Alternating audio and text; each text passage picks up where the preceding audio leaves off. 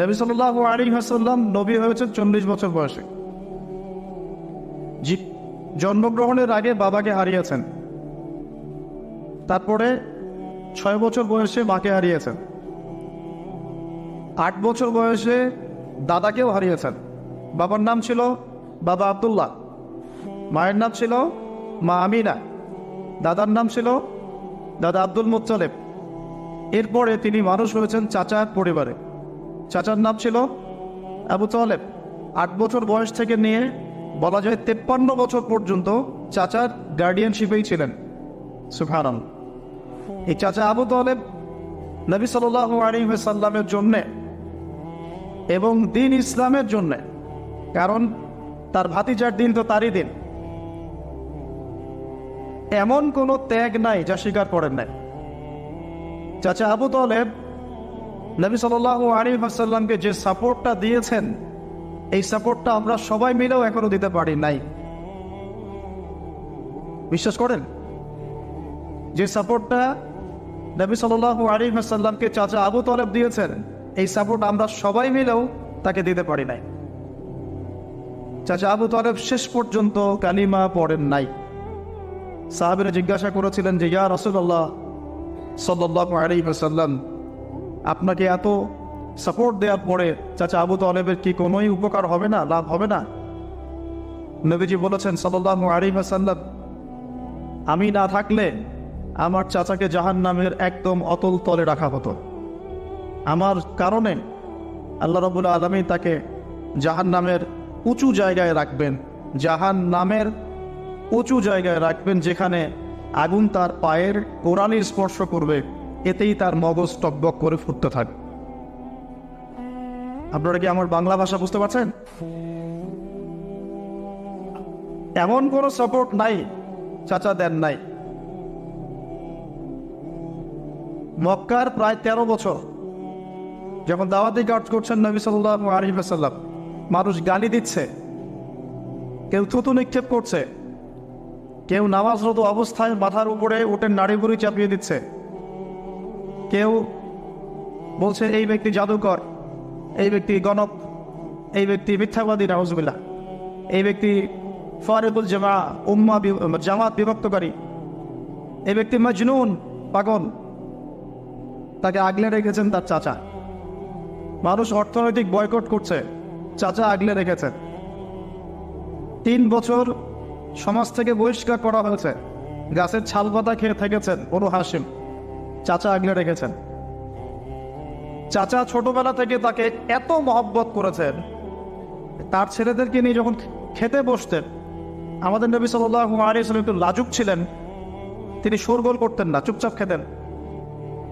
চাচা আলাদা করে একটা খাবার রেডি করে তাকে আলাদা করে ডেকে খাওয়াতো, কারণ সবার সামনে হয়তো সে বলতে পারছে না, লজ্জা পাচ্ছে, শাই ফিল করছে, বাবা নাই মানুষের সংসারে, হয় না?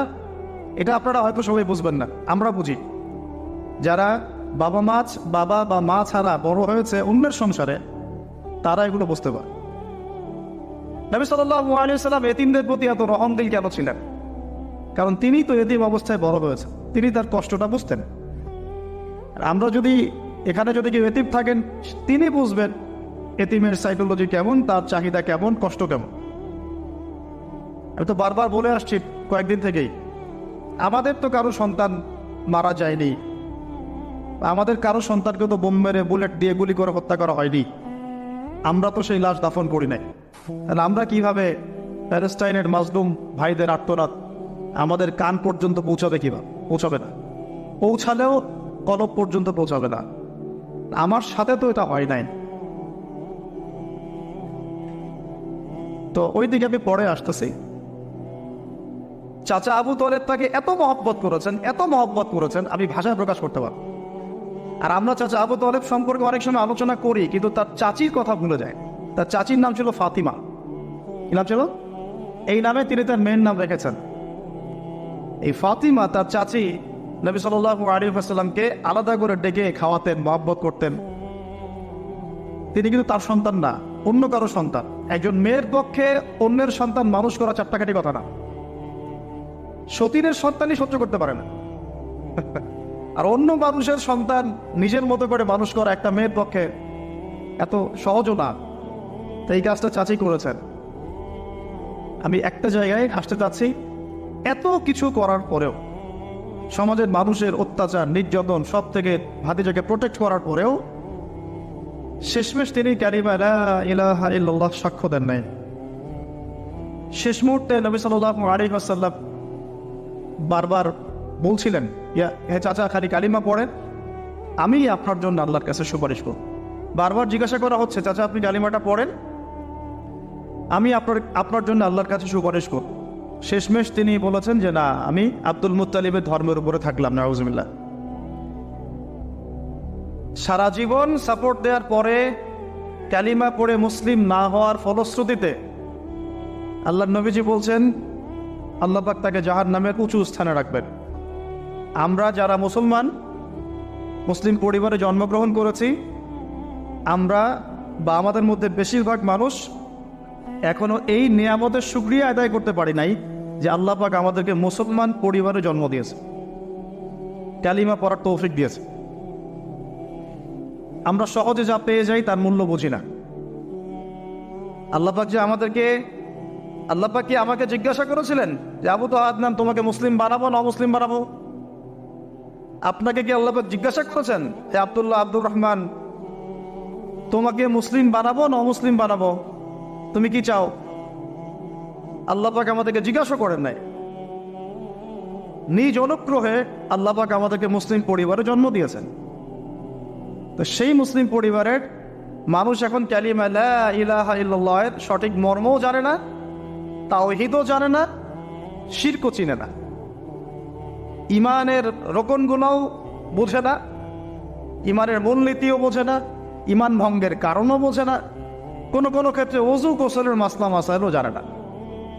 নামাজ পড়ার ফরজ ওয়াজিব সুন্নাত মুস্তাহাব বোঝে না, নামাজ পড়েও না। মাশাআল্লাহ, জুমার দিনে নামাজ পড়তে আসে অনেকেই, ঈদের দিনে প্রথম দেখা যায়, আর জানাজার নামাজের প্রথম দেখা যায়। আর দেখা যায় যারা এরকম নামাজ কালাম পড়ে না, তাদের জানাজা আবার 3-4 বার হয়। নামাজগুলো মনে বাকি শোধ করে পড়ে, রোজা রাখে না, যাকাত তো মাশাআল্লাহ প্রায় উঠে গেছে বললেই চলে সমাজ থেকে। বাংলাদেশের ধনিক শ্রেণীরা যদি যাকাত দিত, 10টা পদ্মা সেতু বানানো যায়। বিশ্বাস করতেছেন না? ধনীরা যদি সত্যি সত্যি যাকাত দিত, যাকাতের টাকা পদ্মা সেতুতে দেওয়া যাবে কিনা সেটাও একটা মাসালা আর কি। আমি একটা এক্সাম্পল দিলাম আর কি। যাকাতের টাকা তো ওইটা করা যাবে কিনা, এটা তো একটা মাসালা, তাই না? যাকাতের খাত তো 8টা, ইন্নামা সাদাকাতু লিল ফুকারা ওয়াল মাসাকিন ওয়াল আমিলিনা আলাইহা ওয়াল মুআল্লাফাতি কুলুব ওয়া ফির রিকাব ওয়া ফি সাবিলিল্লাহ, এরকম কয়েকটা খাত আছে। তা আমি একটা এক্সাম্পল দিলাম, যদি বাংলার মানুষ ধনিক শ্রেণী ঠিকঠাক যাকাত দিত, বিশ্বাস করেন সমাজে আপনি দরিদ্র মানুষ খুঁজে পেতেন। যাকাত ভিত্তিক অর্থনীতি চালু আপনি করতে পারবেন না, রাষ্ট্রীয়ভাবে পারবেন না। বলে কেন পারবেন না? কারণ প্রত্যেকটা রাষ্ট্রের উপর জাতিসংঘের নিয়ন্ত্রণ আছে। আমি ভাই খোলামেলা কথা বলার মানুষ, যদি কারো পছন্দ না হয় কিছু করার নাই, আমাকে বলতে হবে। আপনি আমার সাথে একমত হন বা না হন, অ্যাটলিস্ট শুনেন, পরে সত্য মিথ্যা আপনি যাচাই করেন, মানা না মানা আপনার বিষয়। আমি জাস্ট বলতেছি, আমি তো আপনার মস্তক দখল করতে পারবো না, আমরা তো খুবই দুর্বল। কোন রাষ্ট্রের পক্ষে ইসলামিক আহকাম, হুকুম আহকাম, শরিয়া, লজ এগুলো বাস্তবায়ন করা সম্ভব না যতক্ষণ সে জাতিসংঘের আন্ডারে আছে। সোজা কথা। তালেবান পারলো কেন? ওর আন্ডারে নাই, ও কারোর সাথে চলে না। সুবহানাল্লাহ। আবার অনলাইনে মাঝে মাঝে দেখি কিছু কিছু শায়েখ আছে, বলছে যে তোমরা ওদেরকে জামাই মনে করো, এই করো, তোমাদের আকীদা ঠিক নাই। তালেবানদেরকে যে পজিটিভ ভাবে দেখে সেও নাকি মুনাফিক। কি বুঝলেন? যারা বিগত 20 বছর ধরে কুফরদের সাথে সশস্ত্র জিহাদ করলো, তারা হচ্ছে মুনাফিক। কি সুবহানাল্লাহ করবেন নাকি? যারা বিগত 1 বছর 2 বছর না, 20টা বছর ধরে খেয়ে না খেয়ে নিজেদের সামর্থ্য অনুযায়ী জালেমদের বিরুদ্ধে যার যা ছিল তাই নিয়ে দাঁড়িয়ে গেছে, যুদ্ধ করতে করতে করতে করতে বলা হয় যে প্রত্যেক 5টা বাড়িতে একটা করে শহীদ আছে। 5টা বাড়িতে একটা করে শহীদ আছে, 10টা বাড়িতে কারো পা নাই, কারো হাত নাই। 20 বছর কি কম সময় নাকি? অগণিত বম্বিং হয়েছে পাকিস্তানের মাটি ব্যবহার করে, যখন পারভেজ মোশাররফ ক্ষমতায় ছিল। ওই জায়গাটাকে সে বেস ক্যাম্প করে দিয়েছিল, যে আমেরিকান বিমান এখান থেকে ফ্লাই করবে, ওখানে বোম ফেলবে। আমাদের মুসলিম ভাই, ঠিক আছে? ওই যে আল্লামা ইকবাল একটা কথা বলেছেন, তুঝ জৈসা দোস্ত হো তো দুশ্মন কি ক্যা জরুরত। তো তোর মতো বন্ধু থাকলে আর শত্রুর কি দরকার। এটা আমরাও ফিল করি এই দাওয়াতের মাঠে কাজ করতে গিয়ে, তুঝ জৈসা দোস্ত হো তো দুশ্মন কি ক্যা জরুরত। তো যাই হোক, তো এরকম 20 বছর যারা একটা জালেম সভ্যতার বিরুদ্ধে যুদ্ধ করেছে, ওরা হয়ে গেছে এখন মুনাফিক, আর এরা হয়ে গেল এখন সহি আকীদার মানুষ। তাহলে যে সহি আকীদার এই কথা বলা হচ্ছে, এটা যে কত বড় ভুল আকীদা সেটা বোঝার কি আর বাকি আছে? উম্মার ক্রান্তি লগ্নেই ইমানদার আর মুনাফিক চেনা যায়। যখন উম্মার একটা সংকট চলে, তখন আপনি চিনতে পারবেন কারা ইমানদার, কারা মুনাফিক। ভালো অবস্থায় আপনি বুঝতে পারবেন না, সব স্বাভাবিক আছে মনে করেন। এখন আপনি বুঝতে পারবেন না আসলেই কে ইমানদার, কে মুনাফিক। উম্মার উপর কোনো বাধা বিপত্তি আসলে তখন বুঝতে পারবেন যে আসলেই কে ইসলামের পক্ষে আছে, কে ইসলামের বিপক্ষে আছে, আর কে ভিতরে ঢুকে ঢুকে শয়তানি করতেছে। আমাদের আলোচনার টপিক এইটা না, টপিকে আসতেছি।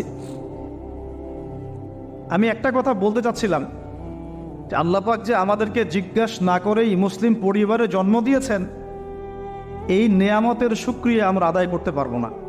যদি সারা জীবন সেজদায় পড়ে থাকি এখন থেকে নিয়ে, আমরা শুধু তাওহীদের অনুসারী হয়েছি, এই কৃতজ্ঞতাই আমরা আদায় করতে পারবো। আমরা দিনের জন্য কিছুই করি নাই, আমাদের দ্বারা ইসলামের বড় বড় খেদমত হয়েছে এমন না। আবু তালেব একা যা করেছেন, আমার মতো 100 জন আবু তালেব তা করতে পারে নাই, পারবে না। এটাই সত্য কথা। আবু তালেব কোন অবস্থায় করেছেন? যখন চতুর্দিক থেকে আল্লাহর নবীকে সবাই ছিছি করছে, গালিগালাজ করছে, হত্যার পর্যন্ত চেষ্টা করছে, পুরো সমাজ একদিকে, আবু তালেব একাই এক। তার কাছে প্রস্তাব দেওয়া হয়েছে, তোমার ভাতিজাকে আমাদের হাতে তুলে দাও, নাহলে আমরা ব্যবস্থা নেব। সে বলছে, আমি আমার ভাতিজাকে তোমাদের হাতে তুলে দিব না যতদিন না আমার দেহ মাটির তলে না যাচ্ছে। হ্যাঁ, তিনি নবীজিকে গিয়ে বলছেন, তা আমার বৃদ্ধ কাঁধের উপর এত বোঝা দিও না ভাতিজা, আমার বয়স হয়ে গেছে, ওরা তোমাকে বলছে তুমি দাওয়াতটা ছেড়ে দাও। নবীজি বলছেন, আমার ডান হাতে যদি চাঁদ এনে দেওয়া হয়, বাম হাতে সূর্য এনে দেওয়া হয়, চাচা আমি এই দাওয়াত ছাড়তে পারবো না। হয় আমি এই পথে দাওয়াত দিতে দিতে আমার এই দিন বিজয়ী হবে, না হলে আমি হালাক হয়ে যাব। তখন কি হলো?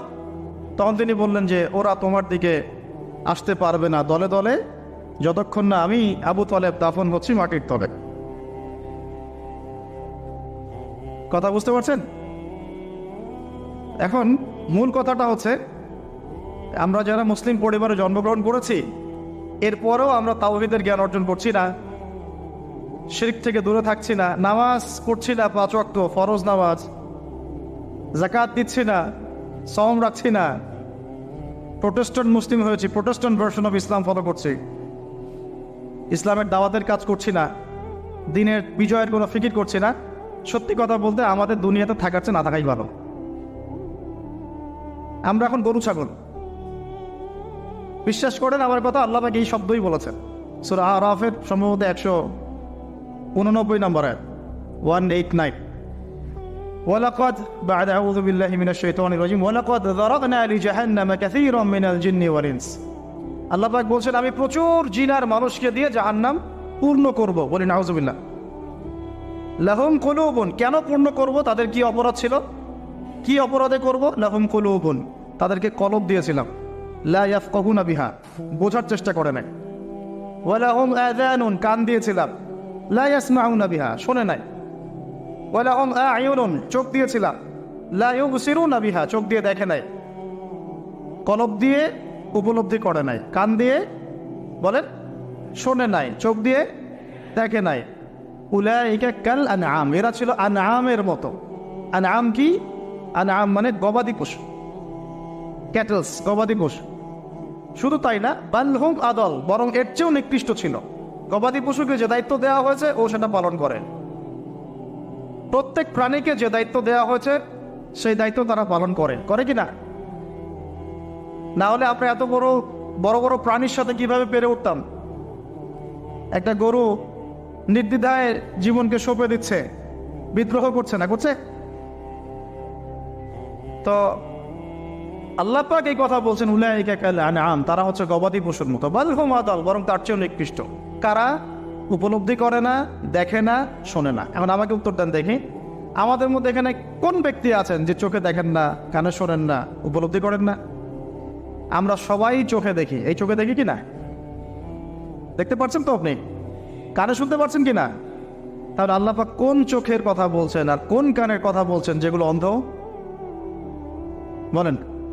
নিঃসন্দেহে অন্য একটা চোখ আছে, আরেকটা কান আছে, আরেকটা চোখ আছে, কান আছে, এটা কোথায়? কলবে। তাহলে আবু জেহেল আল্লাহ নবীকে চিনতে পারছে না, আবু বকর রাদিয়াল্লাহু আনহু চিনতে পারছেন, তাহলে দুজনের তো বাইরের চোখ একই।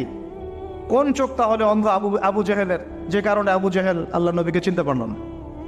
বলেন।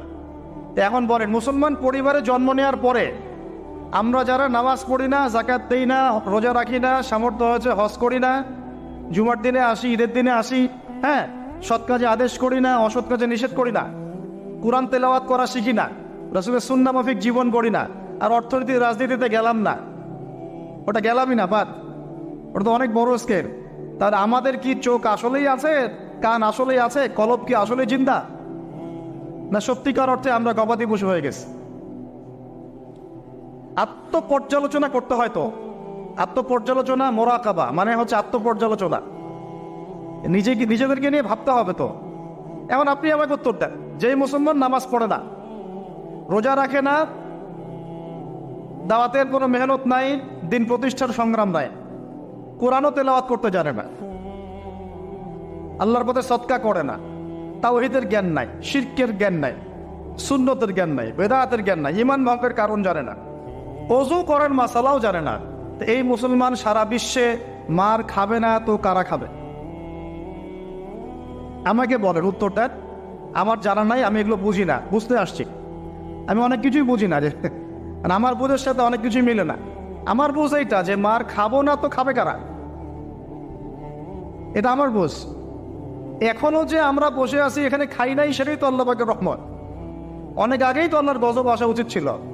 নামাজ তো আগেই ছেড়ে দিছো তুমি, যাকাত দাও না, রোজা রাখো না, রাসূলের সুন্নাতের কোনো খবরই নাই, প্রতিদিন ক্লিন শেভ করতেছো তুমি, আল্লাহ রাসূলের সুন্নতকে জবাই করতেছো, প্রতিদিন করতেছো, বর্ন দেখতেছো, বাইকে করে মেয়ে নিয়ে ঘুরতেছো, ইউনিভার্সিটিতে গোল হয়ে বসে আছো, মেয়েদের সাথে আঙ্গি মারতেছো, sorry for my language, available তো এগুলো হচ্ছে, অ্যাভেলেবল। মেয়েরা জেনা করতেছে,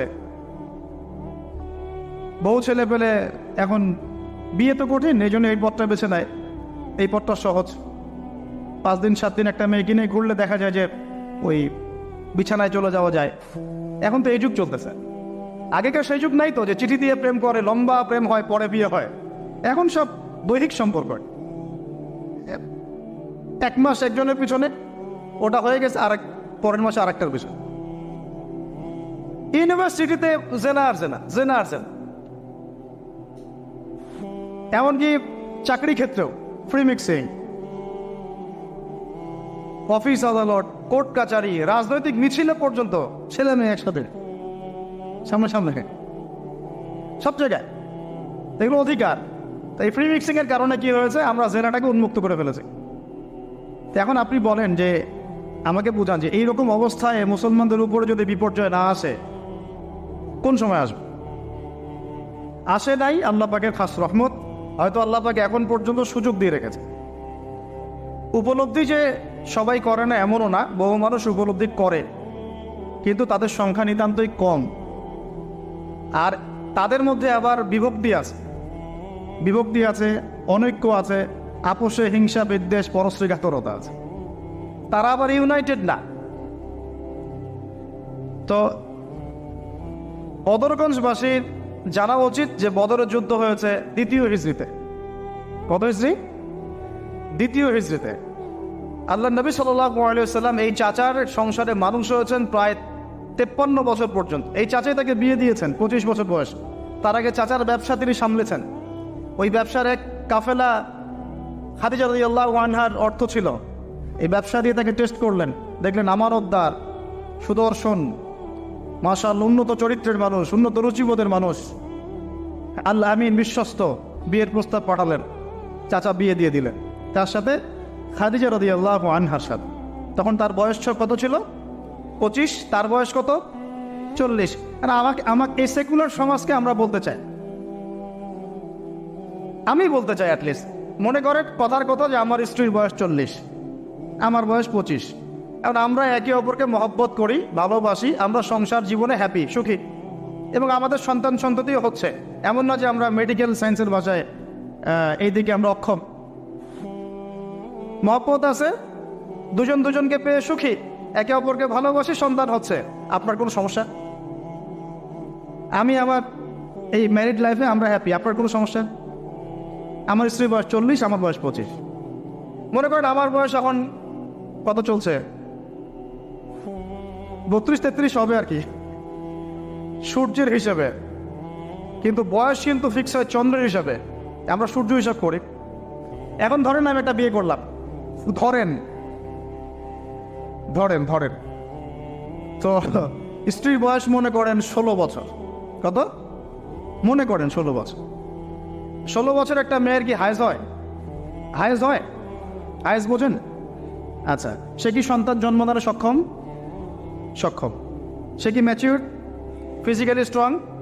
এখন ওর বয়স 16, আমার বয়স 32, ডাবল। 16 দুগুণ 32 না? হ্যাঁ তাই তো, অঙ্ক ভুলে গেছে ভাই।